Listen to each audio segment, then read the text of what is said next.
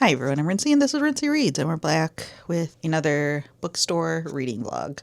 It is a little chilly, not chilly, it's like 40s, 50s, I think it's going to be the high today, rainy day here. Ran some errands, went to the grocery store, and I think this afternoon we are going to go hit up a bookstore. Mostly because I don't know when else this month I'm going to have time to go, and so I figured since I have the day off, might as well try to get this done too. Yeah, there's a bookstore up in Libertyville, Illinois, that I think we are going to go check out. We'll probably grab lunch, me and my husband, and then hit up the bookstore. And yeah, I'm not going to be able to participate in Independent Bookstore Day this month, but I want to obviously still go to a bookstore. So we're going to try to do that today. I went and checked out this Vietnamese coffee place that is nearby our house, and they recently opened up like a bakery section, and so I picked up a bunch of pastries because the bakery's only open like Friday through Sunday, whereas the coffee shop's open every day, I think. Yeah, since it's a Friday, I figured I would quickly run and grab some of those, and so you can check us trying two of the more interesting options that I picked up. But yeah, hoping to have some fun this weekend. It's supposed to be relatively nice here in the area. Me and my husband are going to a concert tomorrow, and yeah, we have some fun things planned for the weekend, so hopefully hitting up a bookstore, if not potentially more than one, is in the cards for the day. Okay, our selections are berry Danish and a creme brulee salt bread, and then ube cheese, and the real weird one, which is going to be crab ragoon salt bread. So let's see how this goes. Ready, kids? Aye, aye, Captain. I can't hear you. Dude, you're too old. You don't get the reference. I do. It's a SpongeBob thing, isn't it? Yeah. Okay, we're just crab ragoon. Sure. I didn't know if there was another one you would want to start with. I was like, we're going straight with the one that weird. Terrifies us the most. Yeah, and it's 9:51 in the morning eating this. Yeah, but you love a crab ragoon. I do love a goon. A crab ragoon hates to see this guy coming. Why you gotta do that in my videos? Okay. It's like... Will you focus? Probably not. Ooh. Ooh. Fancy. Oh, it smells nice. Yeah.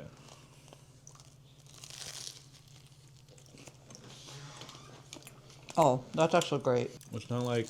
It doesn't like lean in one direction. It's not like overly sweet like some crab ragoons, and it's not like strictly savory. Mm-hmm. It strikes a really nice balance. Obviously, soft croissant. They're like the sticky glaze. I mean, it's messy, but Yeah, it's messy, but it adds a nice sweetness to the whole bite. I don't know how to eat this eloquently on camera. Shame. This is why you gotta try the weird stuff. Sometimes it's great. It's not even weird. It's just like, I mean, a crab ragoon bun. I feel like that's not that crazy. I just feel like, given how early it is, like this is not something that you would automatically think to have. I think that if you went to a bakery afternoon, you'd be like, sure, I want something a little savory. Mm-hmm. A little savory. Mm-hmm. But I feel like more, at least in the American context, we go with sweet pastries in the morning. Anyways, thumbs up. This is the ube cheese. It literally has like a piece of cheese. That's not what I was expecting at all. I don't know how I feel about this. I feel like the ube pastry is nice, but I don't think the cheese is doing anything. Yeah, I don't think it's bad, but I'm not getting anything from the cheese. I'm not gonna mansplain like how you should experience this, but the way I'm perceiving it is the first note is you get the ube. Mm-hmm. And then like you get that subtle like cheese like sourness at the tail end of the bite. Yeah. And I think like wraps it all together. Mm-hmm. One thing I would say is the ube to cheese needs to be balanced a little bit more. Maybe I think that's my issue with this because I feel like I'm not getting enough. Because when you get the full bite, it works really well. But then like I just got a gush of like the ube, which isn't bad. Yeah. It's just like Yeah. Yeah. I think the ratios are just a little bit off for this one.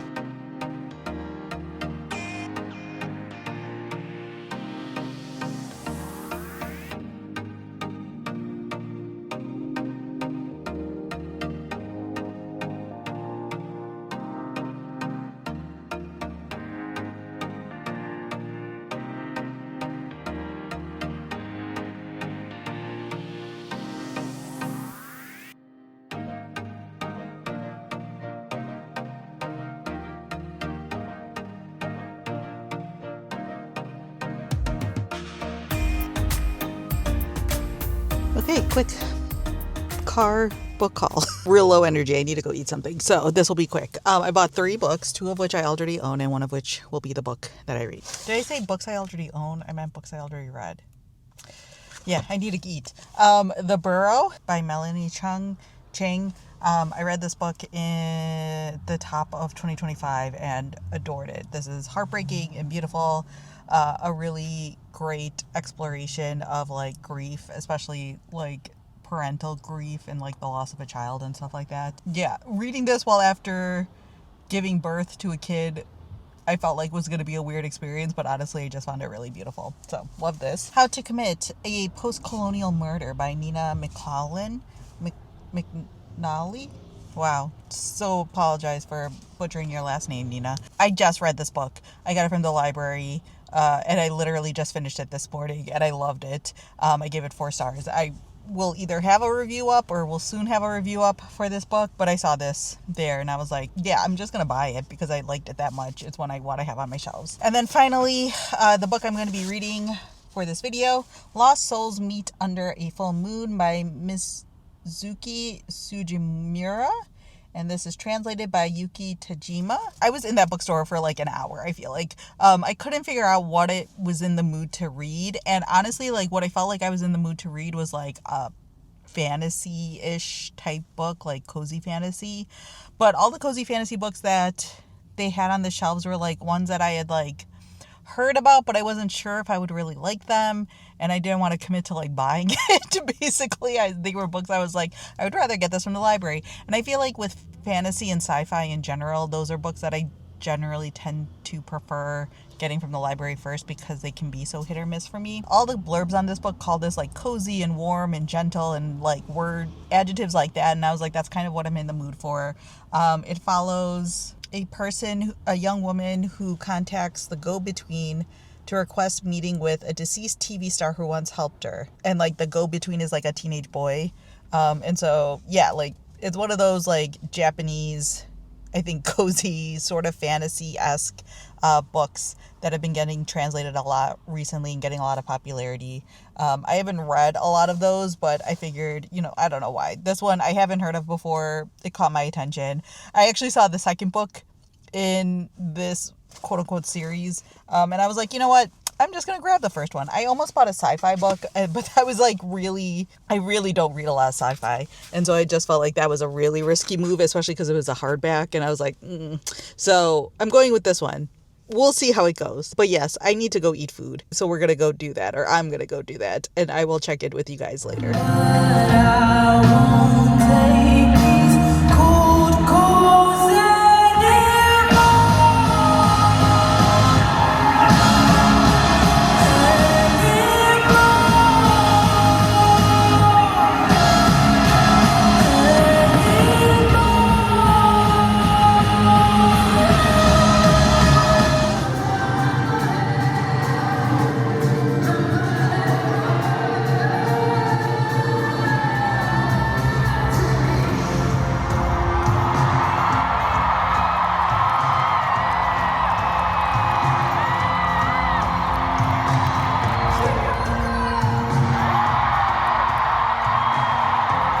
Hi, y'all. It's been like a week. It's currently Friday. And I finished my book. I meant to do updates over the course of the week while I was reading this, but it just didn't happen because I was like squeezing in pages where I could, mostly reading during my lunch break, which I'm not going to record while I'm at lunch. And by the time I get home and like do all the things, I'm like going to bed at like 8 p.m. this week because I've just been so exhausted.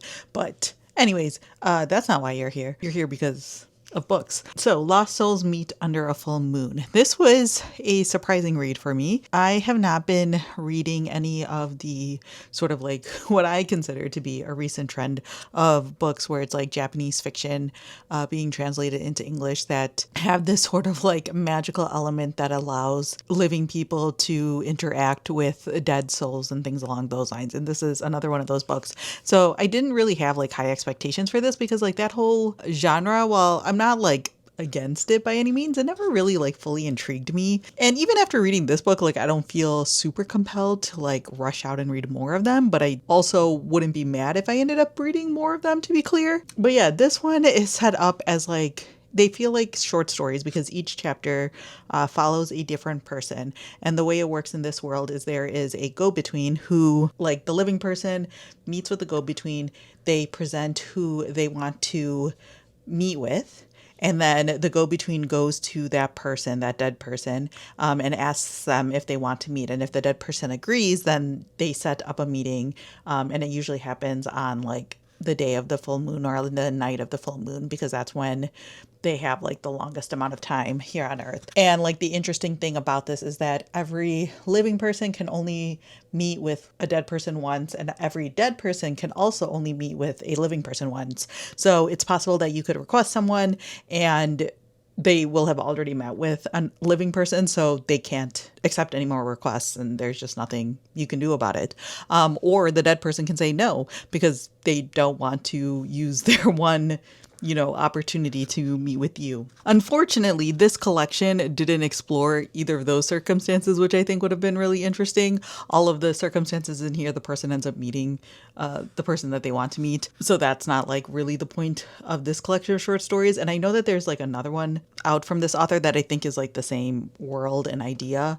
And so I'd be interested to see stories that explored that idea a little bit more, or maybe looking at things from like a dead person's point of view could be potentially interesting to me to like mix it up a little bit, because while each of the characters are very different in this story and like the reasonings for meeting with people and the types of people that they're trying to meet with are all very, very different, there is like a sameness to the stories, because they're all following the living person who is interested in meeting with a dead person. You know what I mean? And so there's like a level of like routine that you end up going through. What made this more than like a 3-star book for me, like a book that I was like, yeah, this is fine, was the final chapter, because you are actually following the go-between. So the interesting thing that happens in this book that from the very beginning is that the go-between is like a teenage boy, which is like very interesting, like little detail. And so the final sort of story and chapter is about him becoming the go-between. And it basically like tells all of these stories from his point of view, which was definitely very interesting. And I think like that really elevated this to another level to have that other perspective. So yeah, overall, I enjoyed my experience with this book. I think that if you are someone who's been enjoying this sort of like genre of book, you might find this one interesting. Like I said, I haven't read any of the other stuff that's similar to this, so I can't say necessarily how it compares to the others in the genre, but I enjoyed my experience with this book.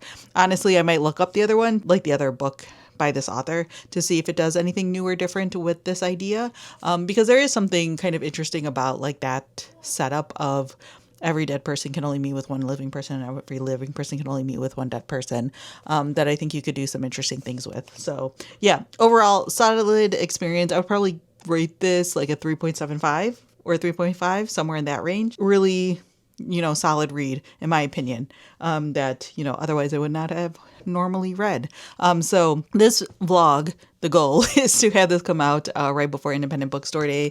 So hopefully these vlogs have been enjoyable for you. I plan on still doing them, but hopefully they also inspire you to potentially head out to a local independent bookstore if you have one near you, especially on Independent Bookstore Day. I know a lot of the ones in the Chicagoland area are doing fun stuff. I don't have the ability to do all the things I want to do at Independent Bookstore Day because I have other plans. But yeah, that's all I have for now, and thanks for watching.